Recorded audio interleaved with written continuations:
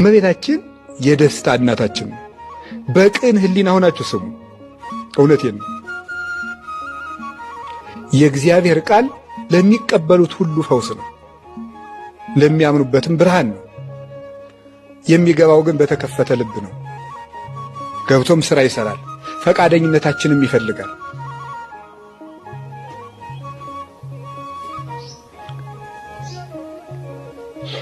ስለዚህ እመቤታችን ለሁላችን እናታችን ናት። እንዴት ነው እናታችን የምትሆነው? እመቤታችን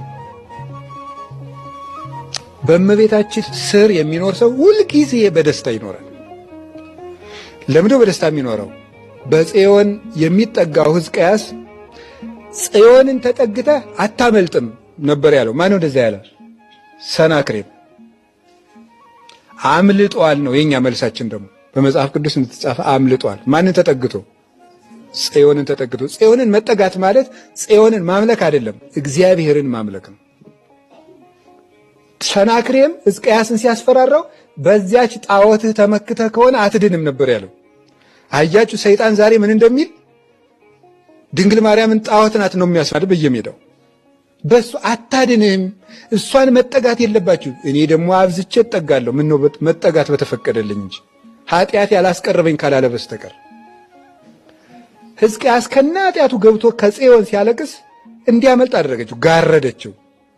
ሰው ከነ ምናምንቴውም ቢሆን እግዚአብሔርን ይቅር በለኝ እያለ ከድንግል ማርያም ከመጎናጸፊያዋ ገብቶ ከተጋረደ በእርግጥም ይሄ ከሰናክሬም እጅ ይድናል።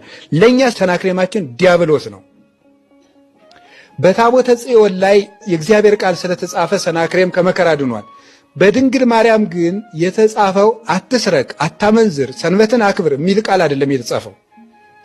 እንደዚያ ብሎ ያዘዘው አካላዊ ቃል ነው። በድንግል ማርያም ማኅፀን ውስጥ ያለው ራሱ እግዚአብሔር ነው።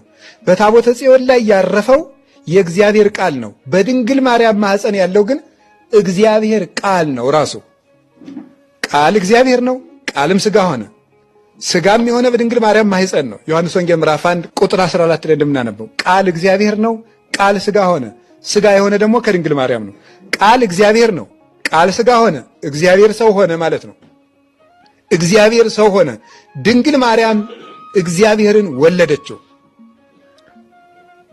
ድንግል ወለደቶ ለፈጣሪሃ ወውቱ ፈጠረ ወላዲቶ። ድንግል ማርያም ፈጣሪዋን ወለደችው ይላል ቅዱስ ኤፍሬም ሃይማኖታዊ ምዕራፍ 47 ላይ። እሱ ደግሞ እናቱን ፈጠራት። ፈጣሪዋን የወለደች እርሷ ብቻ ናት። ስለዚህ ከታቦተ ጽዮን በላይ ልንመካባት እንችላለን ማለት ነው። ከታቦተ ጽዮን በላይ ታቦተ ጽዮንን ተሸክመው በመዞራቸው ወንዝ ተከፍሎላቸዋል። ለምን? የእግዚአብሔር ቃል ተጽፎባታል። ድንግል ማርያምን እኔ ስሟን ተሸክሜው እዞራለሁ። ለምን? ቃል አይደለም የተጻፈባት፣ አካላዊ ቃልን ነውና የጸነሰችው። ድንግል ማርያምን ይዞ መዞርማ እንደምን አይገባም? እንዴት ያለ ወንዝ አታሻግርም እሷ? ታቦተ ጽዮን በሄደችበት ሁሉ ዳጎን ይወድቃል። በገባችበት ቤት ዳጎን ይወድቃል። ለእኛ ዳጎን ዲያብሎስ ነው። ድንግል ማርያምን ይዘን በገባንበት ቤት ሁሉ ዳጎን ይወድቃል። ምሬን ነው የምነግራችሁ። ሲወድቅ ላይታየን ይችላል። እኔ ሰኞ ባይወድቅ ግድ የለኝም፣ ረቡዕ ሊወድቅ ይችላል። እኔ እያየሁት ሰይጣን ይውደቅም አይደለም፣ ብቻ ይውደቅ እንጂ ብቻ ይውደቅልኝ እንጂ በየቀኑ ውዳሴ ማርያም በደገምን ቁጥር ከእግዚአብሔር አማልጅን ባልን ቁጥር ሰይጣን ሲወጣ ብናይ ኩራታችን ያስቀምጣል። ስለዚህ ሳናየው ይውጣ አይሻልም? ሳናየው ይውጣ፣ መድኃኒዓለም ያውጣው። እኔ ሰይጣን ሲወጣ ምን አስተያየኝ እንዴ?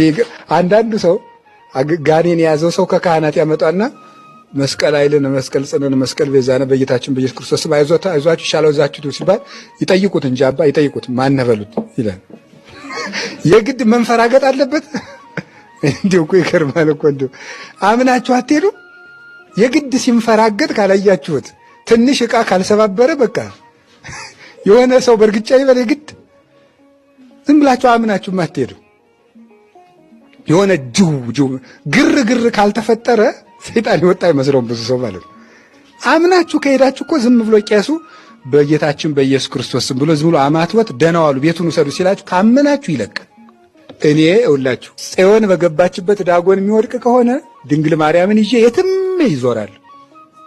እንዲያው በዚህ የምኮንን ከሆነ 100 ሚሊዮን ጊዜ ልኮን ድንግል ማርያምን ያስክብሮ ሆሆ ወይ መኮንን እንዲህ ያላል። ታቦተ ጽዮን ስትመጣ ዳዊት እንዴት ብሎ ደስ ብሎት እንደዘለለ አይታችሁት? ደስ ብሎት ንጉሥ ሲዘል እንደ ሕፃን ሚስቱ እስከምትታዘበው አረ ስንታየን እቴ ንጉሥ እያለች እስከምትቀልድበት ድረስ። ለምን? በጽዮን ላይ ያለውን የእግዚአብሔርን ቃል ያያልና። እኛ በድንግል ማርያም ስም ማኅሌተ ጽጌ ቢቆም፣ ሰዓታት ቢቆም፣ ፍልሰታን ብንጾም፣ ቅዳሴ ማርያም ብንቀድስ፣ ውዳሴ ማርያም ብንደግም አቤት አቤት ጅል ያልገባችሁ ልንባል እንችላለን። ግድ የለም እኛ ገብቶናል። እሷ የተሸከመችው ሕያው ቃልን ነው። ድንግል ማርያም በመጣችበት ሁሉ ደስታ አለ። ጽዮን ባለችበት ደስታ አለ። ድንግል ማርያም ባለችበት ደስታ አለ። እና ያንን ደስታ እንድትሰጠን ምንድን ነው ማድረግ ያለብን መሰላችሁ? ልጇ እንደሆናችሁ ሁልጊዜ አስቡ። ልጆቿ እንደሆን ማሰብ ማለት ነው። ገብቷችኋል? እንዲሁ ዝም ብለን እንደምናከብራት እንደ ትልቅ ሰው ነገር አይደለም መሳል። ከትልቅ ሰው በላይ ናት። ቁም ነገሩ እንደሱ መሳል ሳይሆን እኔ ልጇ ነኝ ብሎ ማሰብ ነው። ይሄ ምን ማለት እንደሆነ ገብቷችኋል?